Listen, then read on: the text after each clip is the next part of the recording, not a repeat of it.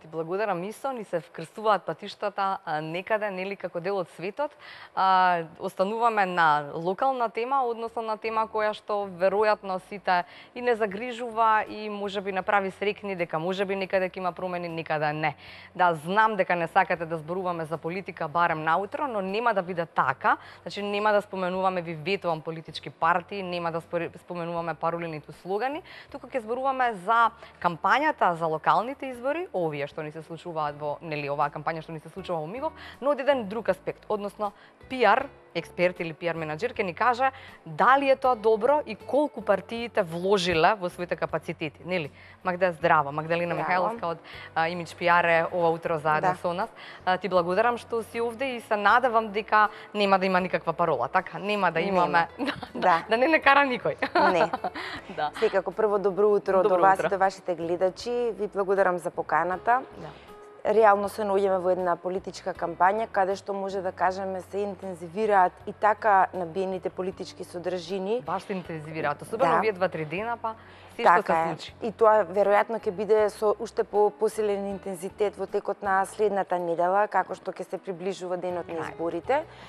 Затоа што политичките опоненти или тоа што го нудат политичките партии на избирачкиот електорат ќе се обидат што повеќе да го интензивираат и да убедат еден или двајца повеќе гласачи да ја одберат таа опција, што од една страна е легитимно. Политичките партии во плурализам на тој начин ја пласираат својата понуда, условно речено, на политичкиот пазар и им објаснуваат на гласачите, односно на сите полнолетни граѓани, какви се нивните програми, што тие ќе направат додека се на власт или доколку во конкретниот случај, ако ја усвојат локалната власт. Така. Што вака ви се чини, вака гледано од пиаровски аспект, како ви се чини овој досега барем кампањава, како протече? Негативен има, нели, презнак се во ова што ни се случува? За жал да. Кампањата се одвива онака како што веројатно и се очекуваше и како што како пиар очекувавте дека токму ваква ќе биде како што е? Па да, може да се каже да, ако ги имаме во предвид предходните избори кои што беа прилично чести и интензивни во изминативе години. И ние, гласачкото тело е навикнато на еден тако вид на кампања, што му ја пласираат политичките партии. Не е тоа поизборна или на гласачите, меѓутоа ние не сме виделе во Македонија, вклучувајќи ни нас како граѓани и гласачи, некој подруг тип на кампања која што ќе направи разлика од тоа што досега сме го виделе. Во основа кампањата е негативна, прилично набиена и малку иако се работи за локални или како што ги нарекуваат комунални избори, зборуваме за нешто што ќе се случува на глобално ниво. Таа изобилува со нешто што е глобална политика, што е некое прашање што во основа и партиите и тие што нели ја продаваат таа условно речено политичка платформа знаат дека тоа не е во ингеренции на градоначалниците. Се бавиме со некои високи национални прашања, политички прашања. Може да се каже, ние во оваа кампања за локалните избори 2017 гледаме продолжение од превремените парламентарни избори и во основа ја би можела да ја оценам дека и тоа било целта на дел од политичките партии, особено на поголемите. Да направат на некој вид тоа што не го завршиле докрај во декември 2016 да го завршат сега на локалните избори и да направат целосна прераспределба на гласовите на едната или на другата страна независно, затоа што и за едната и за другата страна е битно како ќе завршат овие избори и во нивните позиции на централно ниво во политичка смисла на зборот. Тоа за граѓаните е една абстрактна ситуација, затоа што граѓаните очекуваат на локални избори и тоа така треба да биде. Иако кај нас не е тоа никогаш реално така концепирано, можеби затоа што сме млада демократија, можеби затоа што има такви глобални текови, меѓутоа граѓаните очекуваат многу конкретни нешта. Очекуваат дали ќе биде асфалтирана конкретната мала уличка во одредена општина. Што иако вака можеби тривијално делува, тоа е многу важно прашање за квалитетот на животот на еден човек. Но тоа е голема работа за некој кој што живее на таа улица. Секако и треба да биде голема, затоа што градоначалниците главната функција и главната да речеме цел во нивните мандати треба да биде токму тоа да се бават со многу локални конкретни теми во рамките на нивните општини, што ќе значат подобро и поквалитетен живот за граѓаните во таа општина. Во однос на кампањата сега има и одредени примери позитивни што во својата риторика без имења и овакво не без имења воопшто нема ни да кажувам имења дури и да инсистирате на тоа затоа што не е во ред. Така. Ние зборуваме генерално за начинот на кој што тие комуницираат и ја изнесуваат својата платформа, но не и за нели конкретните да кажуваме за и против за едната или за другата страна, но сакам да нотирам дека сепак има одредени кандидати кои што се обидуваат да внесат нешто конкретно во својата платформа и да кажат конкретни работи што ги засегаат граѓаните, иако е тоа многу минимално, има такви примери, треба да се каже. Дури има некои кандидати кога зборуваат се гледа дека од прилика ја познаваат општината и имаат некаква визија, независно дали ние се согласуваме со тоа или не, сме задоволни или не, тие како носител на нешто што треба да значи активност во таа општина во следните 4 години, знаат од прилика кои се главните проблеми. Инаку во однос на генералните, ако ги гледате нивните кампањи, генерално сите се базираат на некои клучни работи, иако до крај не се објаснети како тоа ќе се реализира. И имаме рачнувања за некои теми кои што и ја нема онаа отчетност, на пример имаме ситуации нели каде што градоначалниците во изминатите 4 години или овие сега дале некаква програма да видиме што од тоа направиле, нели они имаат отчети формално, меѓутоа го нема тој заокружен процес, дури нешто да не се завршило, можеби имало објективни причини за тоа. Треба да се објасни честно и да им се каже на луѓето зашто тоа не е завршено. Има и такви примери, но како пиар веројатно мора дека тоа да ги следите сите овие целата оваа кампања. Како граѓанин верувам дека многумина се исклучуваат од гледање воопшто на телевизија или воопшто слушање на сите овие настапи на локалните нели сегашните или идни градоначалници и дел од советот нели на општините, но зборуваме вака, ви доаѓа преку глава, ви доаѓа да смените, како ви доаѓа кога гледате и ве нервира? Убаво, ако зборуваме од аспект на обичен човек, затоа што тоа е пренагласено и предимензионирано, значи го имате на секој чекор, визуелно излегувате на улица, гледате, тоа се случува нели на нашите телефони сега, што е прилично, значи катадневно секој ден од денот ние добиваме некакви пораки, и тоа е нормално, затоа што очигледно веќе самите канали на комуникација добиваат една подруга димензија и нормално е и кандидатите на тој начин да ги таргетираат граѓаните и своите гласачи. Тоа е, да речеме, во однос на како комуникацијски го концепирале. Има многу добри примери како социјалните мрежи како канал влегле во кампањите, така што тоа дополнително го интензивира начинот на кој што нели луѓето се нападнати, условно речено во поднаводници. Меѓутоа, како обичен граѓанин, веројатно на граѓаните тоа им пречи. Затоа што се е пренагласено и затоа што се чувствуваат понекогаш изневерени, нели тоа се случува само за кампања, но многу мал дел од градоначалниците па и политичарите реално во текот на целиот мандат имаат таков некој присен однос со своите гласачи и од тој аспект сигурно им пречи. Друга страна, зашто нели ние мора да ги гледаме и ги следиме од еден професионален аспект и го разбираме тоа, кампања мора да постои и секаде таа е интензивна и напорна и така натаму. Никаде не е тоа нешто да нема ништо, да не се можеби во скандинавските земји имаат сосема подруг начин на тоа како им се обраќаат на луѓето, но тоа е веројатно далеко од нас.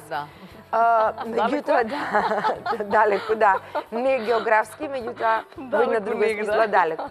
Не значи дека ние тоа не може да го достигнеме, но се тоа е една многу друга и широка тема зошто политиката е толку битна во нашите животи. И затоа нели имаме такви кампањи и е прашање на живот и смрт. Во суштина не е да обичниот човек ќе продолжи нормално да функционира, ќе се соочува со истите проблеми, многу малку нешто ќе се подобри. Меѓутоа има и добри страни, да не бидеме критични, значи има и локалните самоуправи донале вистина некаков развој и средување, поголема грижа за оние секојдневни работи кои што на луѓето им значат, и тоа е добро. Меѓутоа, во однос на кампањите, да се вратам на првото прашање, мислам дека малку кампањите се стереотипни и досадни, затоа што ние гледаме 25 години многу сличен концепт на тоа како им се обраќат на гласачкото тело било која партија, значи варијација на тема и различни слогани, во суштина рамката на тоа е иста. Во таа смисла, веројатно луѓето денешниот гласач не е ист како што бил пред 15-10 години, па можда и пред 5 години, затоа што ние ако се завртиме зад нас ќе видиме дека начинот на комуникација многу брзо се менува и тоа што била наша навика, како ние добиваме првични информации пред 5 и 10 години, вистина денес е битно променет. Во таа смисла тоа треба многу да се има во предвид кога се размислува како јас да ви се обратам вам. Значи не можам тоа што сум го правела пред 5 години, 10, да го сега само фотокопирам или што денеска нели модерно се вика копи-пейст да го потребам. Значи треба да се адаптира на модерните навики. Вистина тоа многу игра улога. Еве, ќе земам еден пример со актуелен случај од Барселона и референдумот во Каталонија. Значи, веројатно да не беа толку електронските медиуми и самите социјални мрежи. Да, се запрашав што ќе беше да немавме сите ние сите имавме став и тоа имавме прилично активен став како тоа да се случува кај нас тука во Тето, во Гостивар, негде многу близко.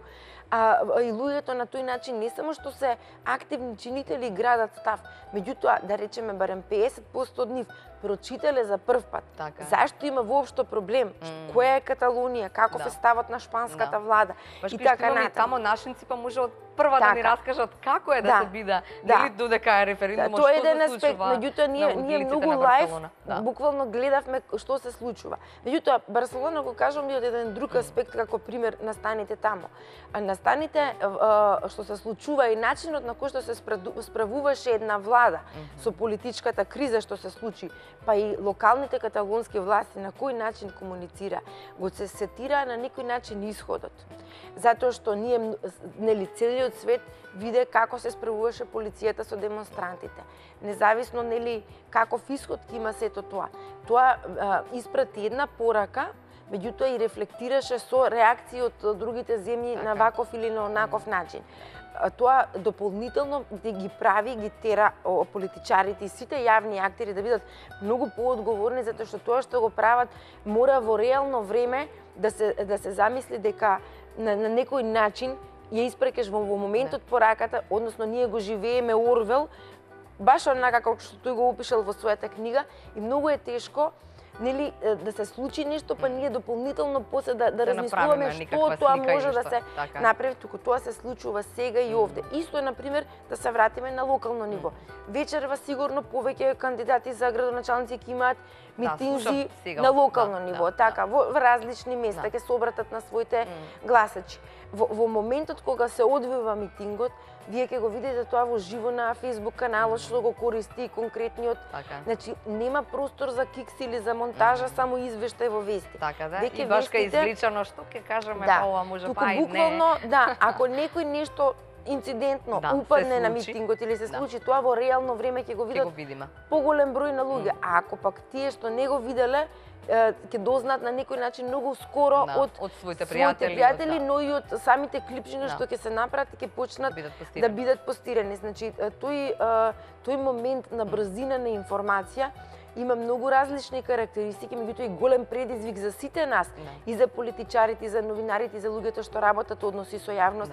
Тоа е сериозен предизвик, особено што има и позитивни и негативни страни. Едната страна е добра што нели информацијата нема граници и стигнува, но другата страна е голем проблем или некое прашање со кој што ќе се бавиме во следниот период. Информацијата така брзо распространета и необработена стигнува до огромен број на конзументи, односно нели луѓе кои што често пати според некои проценки минимум 40% од тие што ја примаат информацијата толку брзо не ја разбираат. Не разбираат што се случило, не затоа што не се доволно интелигентни, да не бидам погрешно сватена, затоа што луѓето имаат свој живот и не можат сите луѓе како што јас, вие, не знаеме се. Ако мене ми дојде некоја стручна информација како што се случува од областа на медицината или не знам, или на локално ниво, реконструкција на пат, некој друго прашање. Вие ако ја немате доволно обработена информација, немате доволно податоци за темата, она што се вика на факултет, нели, информацијата обработена станува вест, а гола информација не значи ништо за повеќето луѓе. Така и тоа, така да имаме на некој начин недоразбирање меѓу тој што ја испраќа и ја креира информацијата и тој што ја прима. Тоа се случува заради големиот број на информации од различен аспект на луѓе кои што немаат толку капацитети за да примат различни информации од нели да има капацитет, така нели тој си е во својата област. Треба обично луѓето ги бараат информациите што им требаат, нели како психолошки како битието на човекот функционира, па бараш. Порано сме барале книги, пошто има многу брз развој, ние го памтиме период кога бараш книги за тоа да прочиташ или списанија. Сега тоа го бараш на твојот телефон и добиваш информација.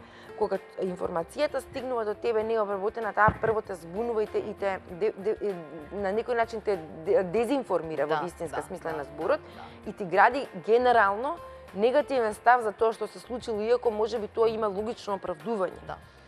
Во таа смисла, тоа е голем предизвик и за политичарите. Ама не. Мислам дека повеќе е, затоа што две уштрици, како велат, јас често пати ја нарекувам, тоа е кула вавилонска, сите зборуваме, ма не се разбираме.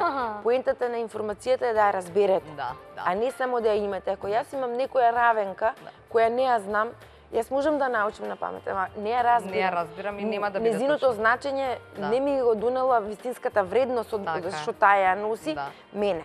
Во таа смисла навистина е тоа голем предизвик и за сега на локалните избори за градоначалниците. И кога сме на таа тема, односи со јавност, нели? Како некој кој што го работи ова долги години, што ќе им речевте, да речеме, некоја политичка партија, нели, ве ангажираша вас лично да направите програм, не програма, туку програма како да настапат тие на кампањата.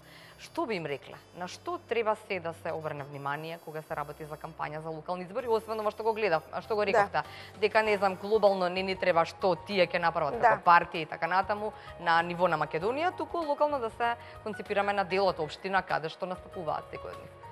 Многу е тешко да се одговори вака кратко што би им рекол. Значи секој човек што се бави со професијата кој што јас ја работам, прво ќе тргне од тоа што сака кандидатот да постигне.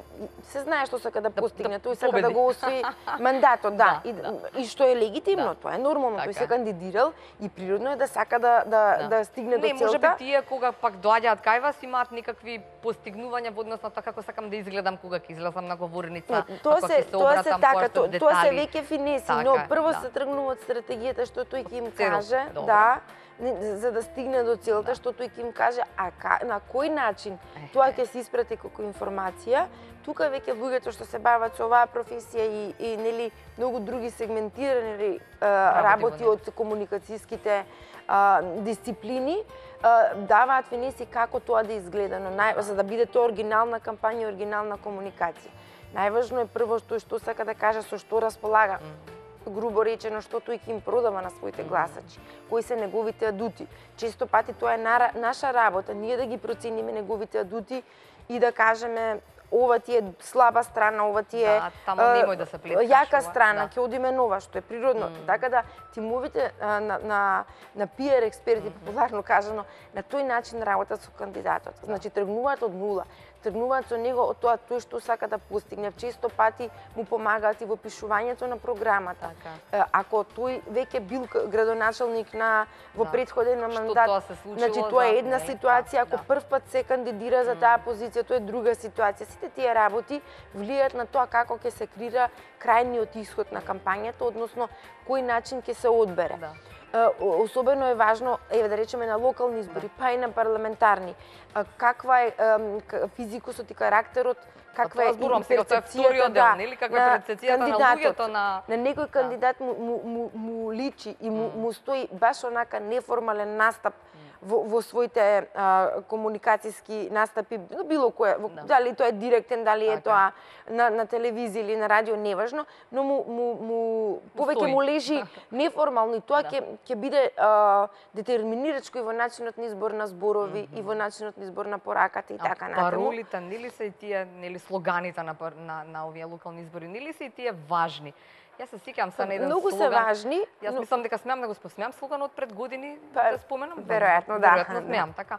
Со чисти раце. Јас не вак години наназад не се сеќавам некој да ми останал така во мозокот како тој слоган, со чисти раце. А баш кај што има спор околу тоа колку кога си во политика и во се она што го носи таа, потоа и остануваш или си со чисти раце цело време. Па да, точно, меѓутоа тој слоган е доста стар, веќе поминале скоро 20 години кога тој бил во кампања. Не верувам, тоа не е актуелен и би требало. Тој слоган е доста стар, меѓутоа еве ние после 20 години го памтиме. Ако тој што го креирал тогаш, сакал да создаде, зависи нели што сакате да создадете. Сакал да создаде ефект на силна препознатливост и лесно памтење, очигледно успел во тоа. Иако тој има повеќе слои на комуникација, со чисти раце, лесно памтиво и може некој да го свати шеговито, може да го свати сериозно, но го разбира и го запамтува, што е си го постигнал првиот ефект да биде препознатлив и лесно запамтлив за луѓето. А втората слој на комуникација што сакал да ја комуницира тој слоган е многу едноставен, тој е честност. Така, ама ако кажете само честност, тоа не се разбира, нели? Тоа е работа на луѓето што го работат тоа, значи значењето, суштината е иста. Тој сака да каже честност и ништо повеќе. Доаѓаме со чисти раце, така, ама употребиле народска фразеологија што е разбирлива за секој човек. Затоа што секој човек влегува во многу повеќе од честност. Да, кога разговара во секојдневниот живот, вика не, и како вика јас со чисто срце или чиста совест и чисти раце ќе влезам во тоа, не сакам да имам мирна совест. Во таа смисла тој слоган, иако не знам, не можам да се сетам какви резултати политички донесе за партијата која добро, тоа беше помала партија и се бореше со поголеми партии кои што има големо гласачко тело, меѓутоа тоа било очигледно добро на некој начин стратегија, ако ние се после 20 години збориме баш за тој слоган. И дури кога се подготвав ми текна на баш на тој. Не само вам, тоа е често пати, нели кога се зборува за слогани, често пати тој се кажува, а од друга страна изминале толку изборни циклуси, луѓето не ги памтат повеќето од нив, може би уште 1-2, а го памтат тој затоа што тој го постигнал својот ефект. Зборот се однесува до сега овие слогани последнива? Па сега неблагородно е да ги коментираме овие заради актуелноста на овие слогани. Јас генерално ќе кажам дека слоганите повеќето од нив според мое видување се промашени во однос на тоа дека се наменети за локални избори. Има добри кај некој од помалите партии, меѓутоа тие како слоган тие не се лоши, меѓутоа ви имате или продолжување на некој слоган кај што застанало, што тешко се артикулира на локално ниво и тешко се објаснува неговото значење, и имате друг слоган исто така апстрактен кој на еден обичен гласач ниту му кажува нешто конкретно, ниту може да се објасни во понатамошната комуникација кога луѓето излагаат од другата партија на говори, па мислам тоа звучи многу поетски, многу филозофски, меѓутоа во суштина нема некое ефектно значење и по мое мислење тие се промашени затоа што ние тука зборуваме за конкретни работи, па ќе кажам за конкретни улици, зборуваме за многу секојдневни работи од типот на градинки, училишта, ѓубре, улици и така натаму, и многу малку кандидати може да го врзат тоа што навистина луѓето го очекуваат со слоганите од таков тип. А тебе дуели ќе дојдеме ли на ниво на демократска избистреност, зборувам за политичарите, кога ќе знаат да го искористат секое можно учество на телевизија, затоа што е медиум кој што останува да импресионира со својата моќ и магија. Така. ТВ дуелот по мене е задолжително да го прифати секој кандидат и условно речено па и обврска. Затоа што вие најдобриот начин за вие медиумите сте канал на информирање на граѓаните. Значи, крајниот конзумент на вашата информација се граѓаните. А граѓаните се гласат, че тргнувајќи по таа едноставна логика, секој кандидат мора да дојде за да му каже на гласачот така или паметно. Од аспект, наречеме, на наши очекувања од кандидатите. Значи, TV дуели би морало да има, и тоа е некоја политичка демократска култура, која што дава на еден фин начин, преку диалог, да се скрстат различни мислења, да се аргументираат одредени ставови, но истовремено да се одбранат нападите на едната и на другата страна. Во противно стануваат неодговорените. Од комуникацијски аспект ја не го разбирам одбивањето на дуели, затоа што тоа може да биде тактика, некогаш да успее минимално, но тоа може само да биде инцидентно. Дури ни на краток рок не може да успее.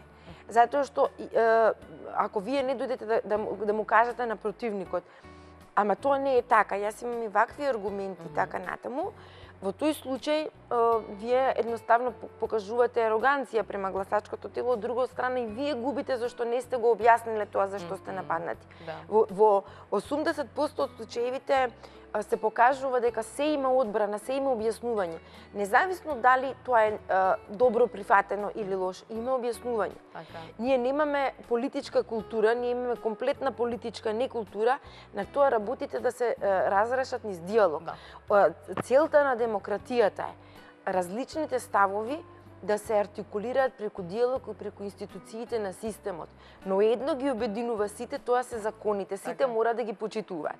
Ние тоа малку тешко го разбираме и кај нас, иако има политички дуели сега, што е во ред, ако ги гледате аналитички, суштински, како тие разговараат меѓу себе, што зборуваат, прво, ако не сте од Македонија, ако случајно сте упаднале тука за време, ќе помислите дека или се председателски или се парламентарни изборите. Прво тоа ќе видите, второ начинот на кој што тие се навредуваат меѓу себе и комуницирате. Ако тоа воопшто е комуникација? Не е ни комуникација, тоа е ќе има и тензи. И тоа не е ништо што ние... Ама не нормално е, демократски е, така да не се согласуваме. Така е, така. Проблемот кај нас што ние многу малку гледаме аргументи, се повеќе гледаме тензи. Кандидатите во ред е да се напаѓаат и тоа е идејата, поголемата конкуренција носи квалитет. Нели, јас одговарам на тоа што ќе го направам, се плашам дека вие мене ќе ме искритикувате на јавна сцена ако сум сгрешила и затоа треба 3 чекори однапред да мислам. Оти демократијата значи и одговорност. А тоа кај нас па воопшто не се разбира. Мислам, ние сме на политичка некултура застанати и тука сме закоравени, а дополнително одговорноста како концепт во политиката и во јавните функции ние не ги разбираме. Па ние имаме ситуации кога некој политичар ќе го прашате нешто, тој е навреден људ. Зашто вие имате нешто против мене? Тие не го разбират, не, немаме против тебе, ти треба да одговориш затоа што тоа е од јавен интерес и затоа што треба да манифестира одговорност и честност. Многу едноставно. Значи, кога ќе почнеме да комуницираме на таков начин, се надевам дека ќе почнеме, тогаш ќе имаме и поквалитетна кампања, посуштинска за граѓаните. Оти не е срамота на локални избори да се зборува конкретно, дали тоалетите во конкретното училиште се соодветни или не. Не, баш за тоа треба да се зборува. Така, да се зборува за суштински теми од типот доколку ќе работат училиштата и градинките. Оти тоа реално ги тангира граѓаните. И значи нешто во нивниот начин на живот, има лесно или има тежно. Така. Ако сигурно нема да прашаме и не е тоа нели тема сега за кого ќе гласате таму во вашата општина, нели, и воопшто на ниво на Скопје. Но што би сакале да му се случи на Скопје? Значи, што би му рекле на стариот, новиот, старо-новиот, како ли да е, не знам, ќе бидат работите на градоначалник. Што е она што вам како граѓани, не како некој пиар нели експерт тука, би сакале во иднина да му се случи на нашиот град? Јас сум родена во Скопје, цел живот живеам во Скопје, значи мене како и на повеќето луѓе што се тука, независно дали се родени или дојдени, тука живеат и го сакаат градот. Јас прво би сакала да го видам Скопје малку помодерен град во смисла на сообраќајни решенија, во смисла на транспорт. Значи, недозволиво е во 21 век да биде проблем луѓето што живеат од едната до другата страна на Скопје да треба да патуваат толку долго. Денеска вистина времето е пари за сите луѓе и тоа е едно од проблемите со кои што треба да се побави секој градоначалник што ќе го освои мандатот. Значи, транспортот на Скопје и урбаниот дух на Скопје што повеќе да се негува и да се гаи. Значи, Скопје има содржини и има можност да има дополнителни содржини кои што ќе го направат малку вистинска метропола градот. Но да не бидеме стереотипни во однос на зеленило и загадување. Се разбира дека загадувањето треба да се реши, но ние треба да разбереме една друга работа.